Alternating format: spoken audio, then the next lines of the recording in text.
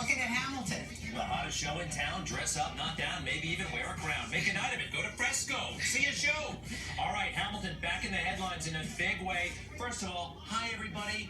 Who's psyched about this week, huh? It's going to be great because it's a short week, and then we get to hang out on Thursday. Oh, it is a beautiful thing. Anyway, so Mike Pence, the vice president-elect, while Donald Trump was working in Bedminster, New Jersey, he went to go see a show. Hamilton, did you hear about this? By the way, I mean, you know, other politicians have gone, right? The Clintons have gone several times. In fact, they held a fundraiser. President Barack Obama and his family have been there. And at least maybe once, maybe twice. I don't know. Normally, it's incident-free, but something happened. One of the cast members, with the whole cast behind him, kind of lectured Vice President Pence. Do you think this was beautiful? Do you think this was rude? We're going to show you the statement in full from the actor, Brandon Victor Dixon. He plays Aaron Burr. But first, let's meet our all-star panel. Okay. We have Mark Simone from WOR Radio. Mark, great to see you again. Nice to have you here. All right, Laura Heywood, a theater and media personality and presence known to many New Yorkers. Nice to see you. Kenny Green, a performer and director, veteran of Broadway, welcome.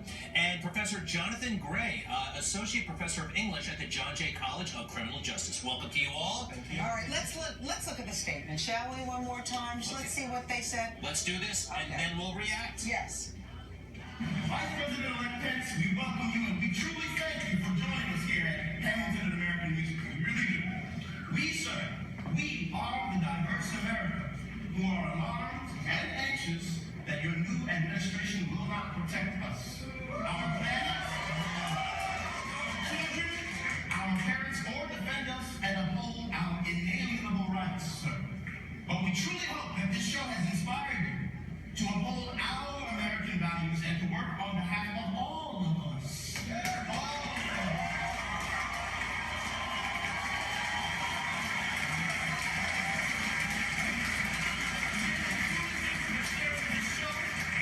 This wonderful American story told by a diverse group of men, women of different colors, creeds, and orientations.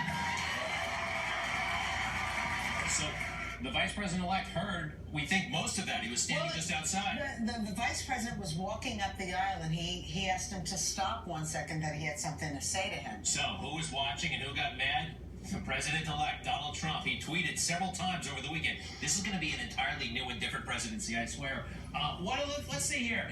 Our wonderful future VP, Mike Pence, was harassed last night, Rosanna, at the theater by the cast of Hamilton, cameras blazing. This should not happen! Exclamation point. Next tweet. The theater must always be a safe and special place. The cast of Hamilton was very rude last night to a very good man. Mike Pence apologized. One more tweet. The cast and producers of Hamilton, which I hear is highly overrated,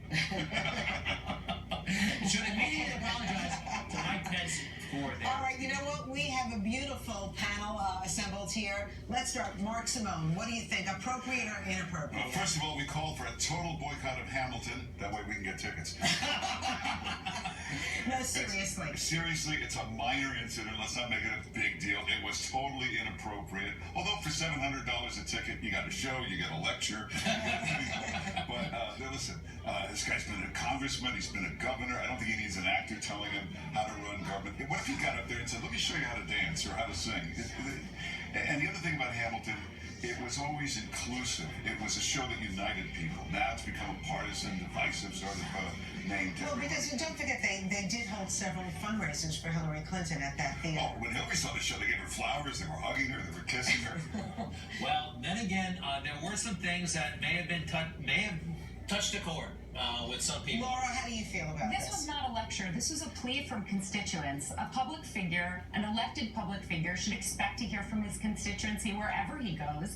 And it's a long-standing tradition dating back to before the historical Alexander Hamilton for theatrical performers to address their audiences after the show. Yes, but they didn't do that to President Obama or Michelle Obama or any of the other luminaries on the other side.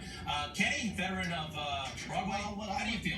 What I would say is this: what's actually not being talked about is, first of all, the audience actually booed President-elect, Vice President-elect, And some cheered.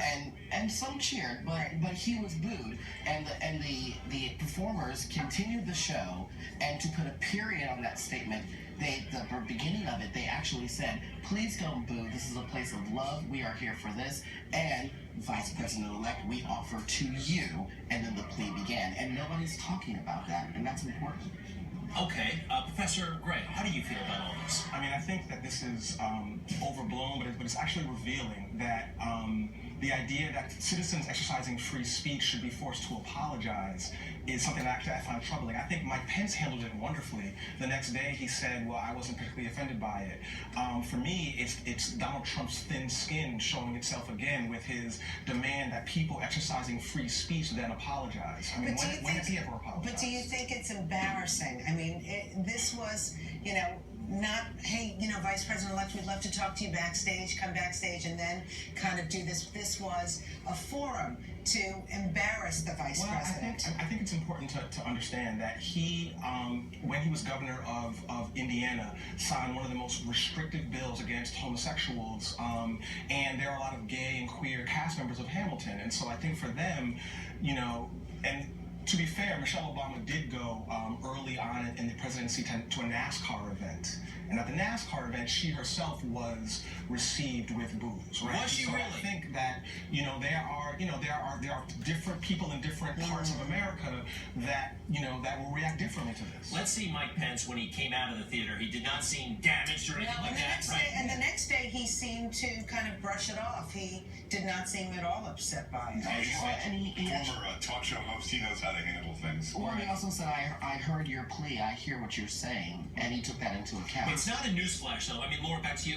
Look, Manhattan, he lost big time, right? The Broadway community leans left. We know that. So it's not shocking that this might happen to a lightning rod conservative like Pence. Anybody? Yeah, I'd like to take this. Sure. I think that it's important to note that at this time of year, every Broadway show is speaking out to its audience immediately following performances. Really? Yes. Everyone? Twice Oh, I a didn't year, know that. the Broadway community comes together and asks the audiences to contribute to Broadway Cares Equity Fights AIDS, which actually supports many organizations that work against the kind of legislation that Mike Pence has supported across his political career. So the stepping forward and speaking to the audience was something that was planned, that every Broadway show is doing Well, right wait a now. second. No, they might. I've seen that before. It's a fundraising pitch, and it's nice. I've seen it too. It's not political. I've not seen a Yeah. lecture. How can you say that a request for AIDS research money is not political theater, and the people who are artists in the theatrical world, art is about discourse. I got you, and Laura, this is but discourse. it's a general plea. It's not singling out one member of the audience. Well, And, by the way, also they were wagging their finger. Did you see that? The tone was a little condescending. It was wait, Mark. The tone was a little condescending, and they said, please hear our voice. He just took time out of his busiest weekend of his life to come sit through this show. Right, but They when also you- said, let this show inspire you. It's about a vice president shooting somebody. That valid. But I will say, you're sitting in a unique situation to where you have, like you were just speaking to the legislature, you have a specific elected official sitting in your audience who is directly going against what you, the people on stage, personally believe. And you have a unique moment to actually be able to speak to that person. Why would you not take that I opportunity? mean, but they didn't write the Declaration of Independence. They're just reciting the lines. They are With a lot of license. With a lot of license. What Rosanna's getting at, they become a little bit full of themselves. Yeah. A little We've bit. had a little run into. You're talking about a So, position that Pence held back a while ago, and at that same time, Hillary Clinton was fighting tooth and nail to block gay marriage. Well, no, So I'm you talking don't about a have position to hear that about he that. signed when he was governor 2 years ago. I'm not talking about something that he held And it back was 3 then. years ago, Hillary Clinton was against gay marriage, Okay. as President Obama Okay, was. fine, but let's understand. Trump and Pence have to govern all of America, and I feel like, as particularly by naming Jeff Sessions, who's a scion of segregationists, right, and who once lectured a lawyer, saying, a white lawyer who's working for Black civil rights, saying you're a disgrace. I think that these gestures indicate that, and people are afraid that he is not going to represent all of us. He is going to reward civil rights fights. He's going to that stopped George Wallace. And you mentioned the tweets. Can we see that one more time? Again, this is going to be a unique and different kind of presidency, with him firing back not only at Hamilton, but at Saturday Night Live. I mean, the president-elect is actually watching Saturday Night Live and admitting it, which I'm getting a kick out of it. But they are having some fun at his expense, And right? there's a little strategy to these tweets. He knows this pays off politically. How so? Tell us. Most of America just thinks of these Saturday Night Live people, the Broadway people, a lot of people think of them as elitists. Maybe it's not right, but a lot of people think of that, and it's politically going to pay off to go after them. It's politically going to pay off because he's obviously trying to distract from very important other horrifying things that are going on with the Trump presidency. But the Trump presidency hasn't started yet, Laura. Come on, what's It that? hasn't started yet. He's already settled a $25 million lawsuit. On the same day that he's already encouraging people to stay at his hotels in order to get favorable treatment. He's already made the person who runs his hotel in the Philippines the trade envoy to the Philippines. I mean, so this mixture of business and politics is he's not been president yet, but it's already happening. And so I think that people need to be aware that, this is sort of unprecedented. And why doesn't he have more important things to be spending his time on than vilifying private citizens for exercising their constitutional rights? Well, you know what? Isn't It's it part. his constitutional right to and it's his exercise? constitutional I right. still say he should have more important concerns months out of the presidency of the United States. And He did seem to be working pretty hard this weekend. President Obama found time to play golf. He finds time to watch TV. And by the way, this is not a surprise. He was tweeting during the whole campaign, and he won. Right. You know what I mean? Right. And to be fair, Saturday Night Live has a history of 30 years plus saying something about the presidency and who's in office, whoever it is. Right. Nobody's tweeted or backlashed after that. And I think besides. and I think there's something important here as well. When he says something like Saturday Night Live is bad, or Hamilton is bad, and people begin to boycott it, right? When you're tweeting as president, your words have an economic impact, right? It's notable that when Barack Obama, when the senator from South Carolina or the House person from South Carolina said, "You lie," he didn't go out and tweet about that guy, right? I mean, it's important to have a bit more decorum and sort of hold your tongue. He has not called for a boycott of Hamilton. No, That's it. yeah, And he has not called for a boycott or stop watching SNL, right? No, if you launched a boycott of Hamilton, it would only be sold out maybe for 2 years. All right, so how do we come together? I mean, because it just seems like, everybody, people are polarized in this country. Also, and in this people can't city. seem to function. Remember Saturday Night Live right after the election? They couldn't do the opening sketch. They had to do a funeral. It was a sad song. You have to just go on with your life.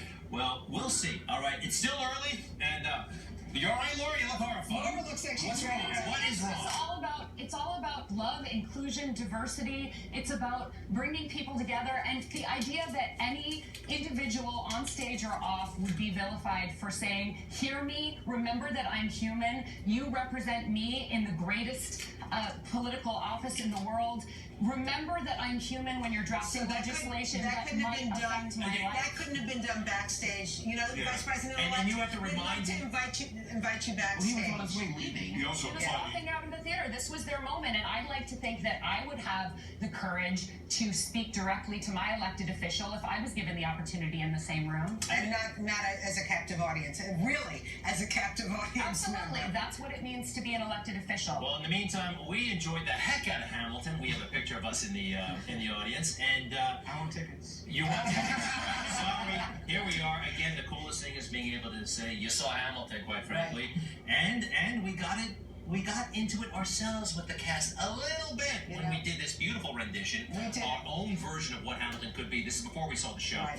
Anyway, One of the cast members apparently had a problem with it, went back and told Lin-Manuel. Don't go, you'll get lectured. And then But then we went backstage and we apologized to Lin-Manuel. well, we didn't quite apologize. We just, I don't know, what did we? We cleared the air how? just admit it, you groveled. No, we didn't grovel. I mean, made a conscious decision to not grovel. Anyway, Rosanna took a video. We can't show it to you? It was a rap video that Greg had done specially for Lin-Manuel. But, you know. It was cute at the time. I guess Professor Greg. I guess only people who are actors can do raps. So. Professor Greg, thank you very much. Good luck. Are you a tough grader or an easy grader or middle of the road? What? I'm tough. You're tough, huh? Ooh.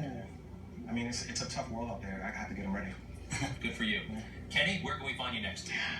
You can find me on my couch. I'm taking a long-awaited vacation. That's Really? what I'm Good for doing. you. Yeah. You're going to just, and then do you have another? I'll be in Japan in 2 weeks. Good for you.